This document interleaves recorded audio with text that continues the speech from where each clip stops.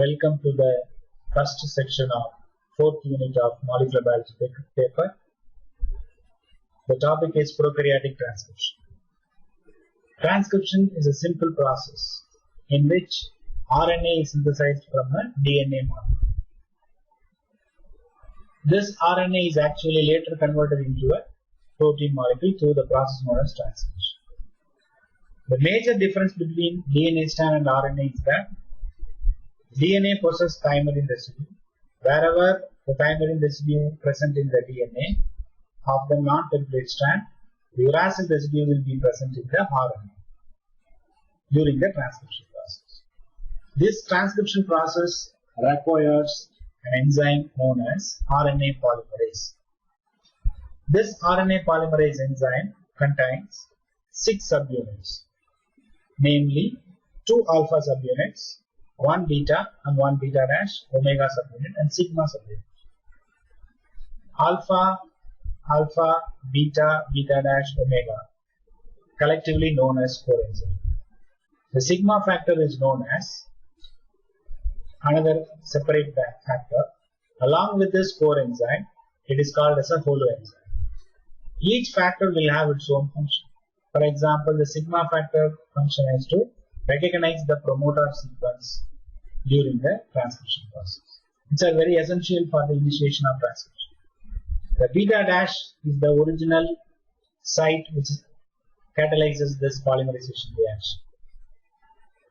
That is responsible for the binding of RNA polymerase to the DNA strand. And beta subunit is the subunit which will be polymerizing the reaction, which will synthesize the phosphodiester bond. The alpha and omega subunits are known as the structural component. These subunits provide the conformational structure to the RNA polymerase to carry out its polymerization reaction. RNA polymerase actually adds nucleotide triphosphate to the RNA strand one by one, depending upon the nucleotide which are present in the DNA. It adds nucleotides complementary to the DNA strand. During this reaction, phosphodiester is formed. Phosphodiester bond is formed, and pyrophosphate is released. This pyrophosphate is again converted into two inorganic phosphates later. So the energy released during this phosphodiester bond breakage is utilized for the formation of new phosphodiester bond by this RNA polymerase enzyme. Okay, so this enzyme structures can be explained here. We can see that the enzyme will have a DNA binding cleft, and it is also the site for the new RNA synthesis, and it is also has the site for the entry of nucleotide triphosphate, and it is also has the site for the magnesium ion. Then, the transcription of prokaryotic RNA occurs in 3 stages. One is known as initiation, elongation, termination. And then the initiation of transcription depends upon the presence of important promoter sequences. They are known as the -10 region and -35 region. The minus means these nucleotides are present in the upstream of the first nucleotide to be transcribed. You can see in the diagram, the +1 is the first nucleotide to be transcribed. Then the base which are present in the upstream of this plus strand, plus region is known as the minus regions.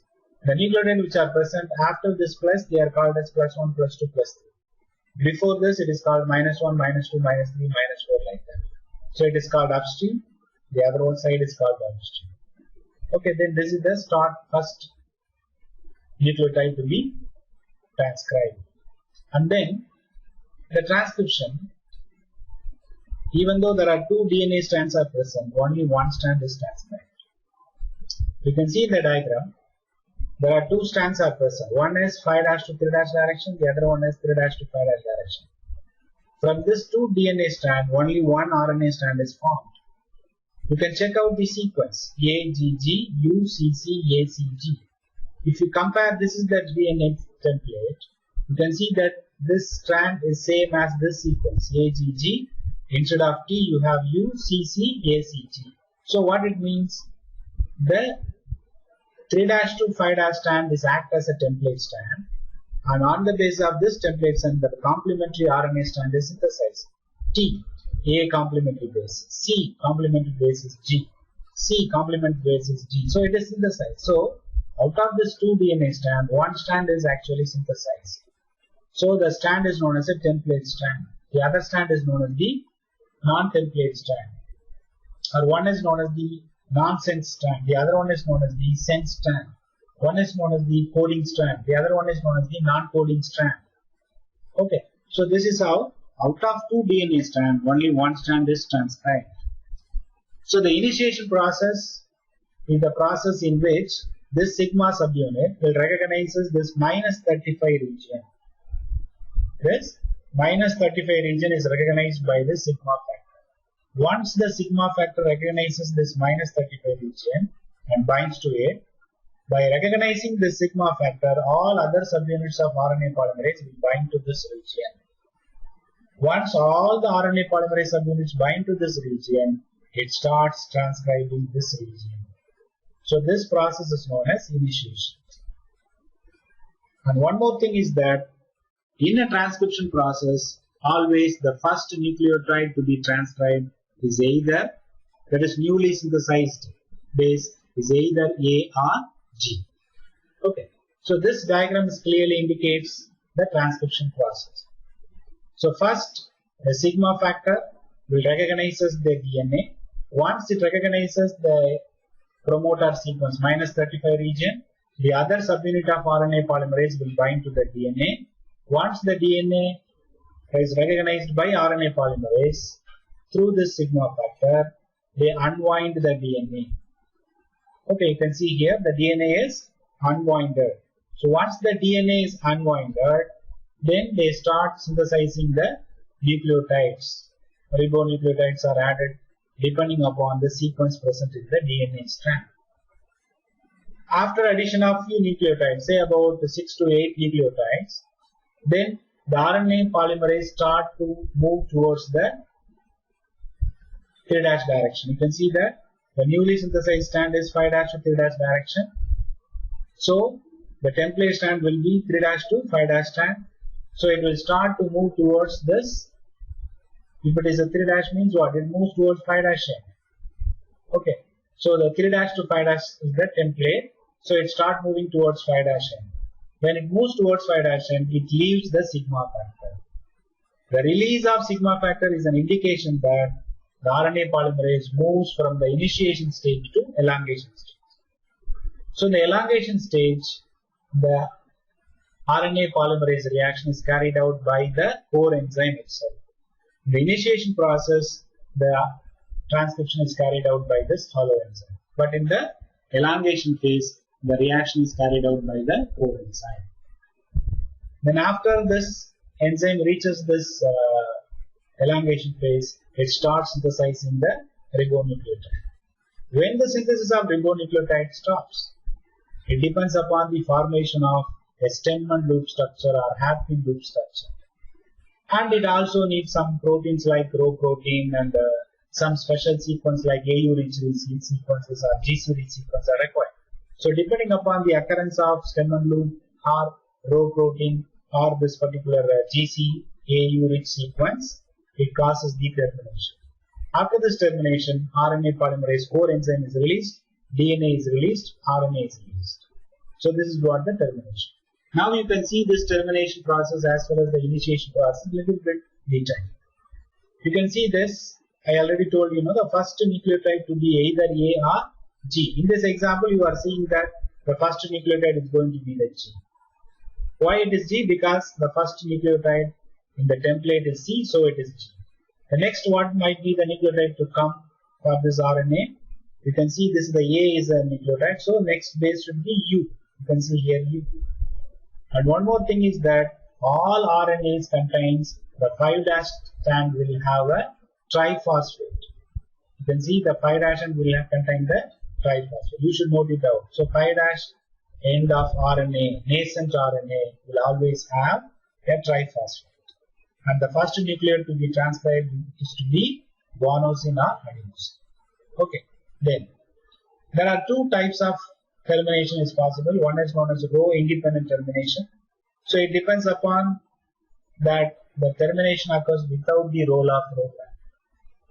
So in the absence of row protein, the termination is possible only because of two factors. One is the RNA should have this diarsymmetric sequence, and it should also has this AU-rich sequence. Due to the presence of this diarsymmetric sequence or hairpin loop structure, it will struck within this RNA polymerase. When this hairpin loop structure is formed, then the RNA polymerase enzyme will be bound to here. Since it's the largest enzyme, this stem-end loop structure gets inside the RNA polymerase. So the RNA polymerase is unable to move in the RNA to make a struck. And then this AU-rich sequence is a weak hydrogen bonding region. So when the RNA polymerase try to move forward, and this stem-end loop makes it not possible to move. So the tearing reaction occurs between this RNA and DNA. So it can easily release from the DNA and then it ends in the termination. So this termination is because of diarsymmetric sequence as well as the AU-rich sequence. What do you mean by this diarsymmetric? It's nothing but inverted central repeat sequence. You can see this GGCTCC. Here also you can see GGCTCC. So this and this sequence are repeat sequence. And then center region also you can see that 4T and 4A. It's also a repeat sequence. So this is what known as the diarsymmetric sequence, which is responsible for the formation of the stem-end loop structure because they are complementary to each other. So it will form a stem. The region which is not complementary will form a loop. That's why it is called as a stem-end loop structure, and it will also look like a hairpin loop also. So it has two names. Then row protein, if it is present, it can recognize this triphosphate region of a nascent RNA and it bind to it, and then it will slowly move through this RNA by utilizing this ATP molecule. Then when a stem-end loop structure is formed within this RNA polymerase by the nascent RNA, it makes the RNA polymerase stuck and it's unable to move in the DNA. During that time lag period, this row protein can easily catch up this RNA polymerase. Once the row protein catches the RNA polymerase, it exhibits a GTPase activity. That GTPase activity makes the DNA, RNA polymerase and row proteins are separated. So it results in termination. So this is how row dependent termination function. Again, this diagram is also explained how the termination occurs. What is the importance of this inverted repeat sequence? So the inverted repeat sequence is useful for the formation of stem-end loop. The stem-end loop makes a struck, stall the movement of RNA polymerase, and since if it has a AU-rich sequence, it can easily tear off from the DNA. So that is how row independent termination is possible. Then after termination, this transcription process is controlled by different components. There are about 6 components are listed here, or 6 mechanisms are listed here to explain the regulation of prokaryotic transcription or control of prokaryotic transcription. The first function is known as the promoter activity. The second one is a repressor activity. Third one is catabolite repression. Fourth one is a dual positive negative control. And fifth one is attenuation. Sixth one is the stringent response. What is a promoter activity? We already saw it in a gene structure of a prokaryotic organisms. Usually the genes are present as a operon and they will have a sequence like promoter and operator. Okay, this promoter, we already saw that -10, -35 region. That -10 is a promoter sequence which has the sequence of TA, TA, T, Tata, TT, TA, TA, TT, 6 bases. If any promoter contains the same 6 bases, then it is called as a strong promoter. If any one of 2 sequence changes, it is called as a weak promoter. So if any gene contains a strong promoter, it is highly expressed. The gene contains less weak promoter, then the gene expression is not that much possible. Why? Because if it has a good -10 region or -35 region, the enzyme can actively bind to it and it will transcribe the gene. That is how the promoter sequence will play a vital role for gene expression. The second one is the repressor. You can see here the repressor for this operator region can be expressed. If they are expressed, they can bind to this operator region and block the expression of this lac operon. When an inducer is present, the inducer can bind to this repressor and it prevents the binding of repressor to this operator region, and then the genes are expressed easily. The genes are expressed. So the repressor can block, the inducer can increase the expression of the gene. So that is how the repressor activity also controls the transcription process. Then the other controlling mechanism is known as the catabolite repression. What do you mean by a catabolite? A catabolite is nothing but the catabolic end product of a catabolic reaction, catabolism. When a molecule is broken down, it is known as the catabolic reaction.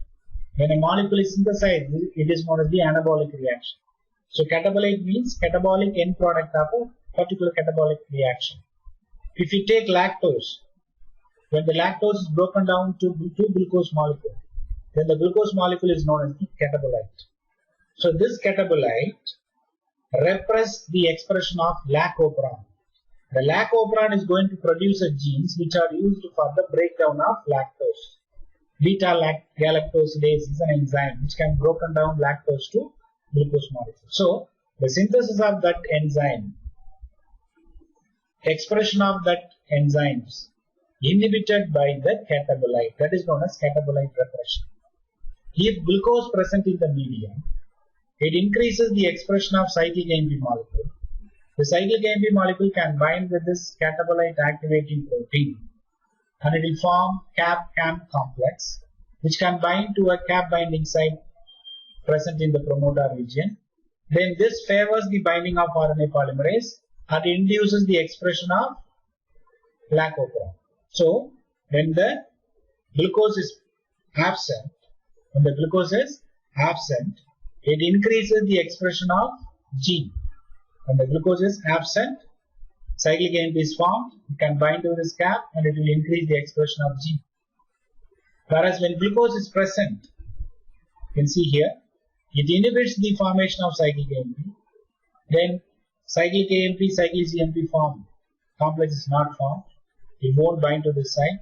It inhibits the binding of RNA polymerase. So there is no expression of gene. So if catabolite is present, it inhibits the expression of gene. If catabolite is not present, if it is absent, it increases the expression of gene. That is known as the catabolite repression. The next mechanism is known as the dual positive-negative control. The same regulatory protein, it can involve in both positive as well as negative. That's why it is known as a dual, double nature. You can see here, this arabinose, this is an Arab operon. It's going to synthesize genes which can utilize this arabinose. So when arabinose is present, this regulatory protein will bind to this, near to this inducer site, CAP site, that is a inducer site, along with this cyclic AMP and CMP hormone. And it increases the expression of Arab operon. So when arabinose is present, the regulator protein increases the expression of gene. That is a positive effect. When this arabinose is absent, you see that the regulatory protein binds to the other region, which is known as the O2 region, and it will also interact with this regulatory protein which binds to this inducer site, and it will form a loop structure.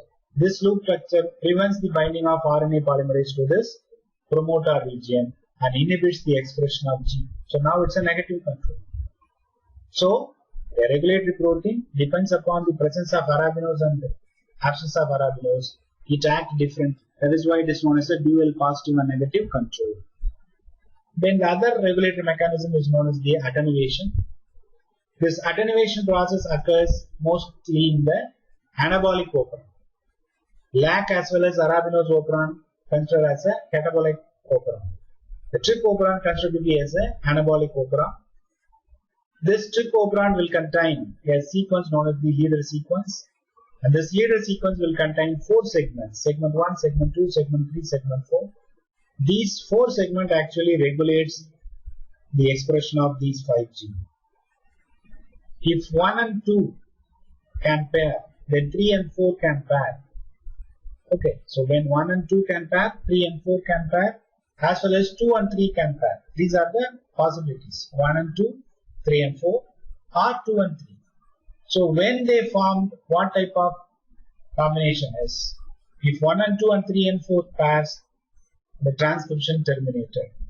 If 2 and 3 pairs, the transcription is not terminated. So this is what the condition. So when this RNA is transcribed, then ribosome binds to this RNA and they start translating the RNA. Near this first segment region, we have codons for tryptophan. If the cell does not have tryptophan, then ribosome stuck in this region. When the ribosome stuck in this region, then the 2 and 3 can form a happy loop structure and then transcription continues. Because the ribosome stuck here. Okay. So, but when the cells contain tryptophan, then the ribosome won't stuck here. Then it will start translating continuously. So at that time, the 1 and 2 and 3 and 4 can pair with itself. When 3 and 4 can form a stemmal loop structure, then it results in termination of transcription. So when the cell have enough amount of tryptophan, then there is no need for the synthesis of tryptophan, so the termination of transcription occurs. So this process is known as the attenuation. It is carried out by this leader sequence. So this is one type of regulation. Then the last type of regulation is known as the stringent response. When the cell does not have amino acids, so the transcription process followed by translation process results in gene expression. When the cell does not have an amino acid, then there is no need for the synthesis of RNA. So that is how, when the cell in a stressful situation, when the cell starving, still at the starvation state, there is no need for transcription. So that is actually regulated by this stringent response. So when the cell does not have a proper amino acid, then the empty tRNA can bind to this A site. The binding of empty tRNA to the A site activates a factor known as Rayleigh protein. It is also otherwise called as a stringent factor. Once this Rayleigh protein is activated, it synthesizes the formation of guanosine tetraphosphate. And this guanosine tetraphosphate inhibits the role of RNA polymerase. So transcription stops. But when the cell starts synthesizing amino acids, then it will synthesize a new protein known as spot. Once this spot is expressed, it breaks down this guanosine tetraphosphate. Once this guanosine tetraphosphate are broken down into triphosphate, then the inhibition is released and RNA polymerase starts synthesizing the RNA. It may be either tRNA, rRNA or mRNA, whatever it is. So this regulatory mechanism is known as the stringent response. With this, I am concluding this session.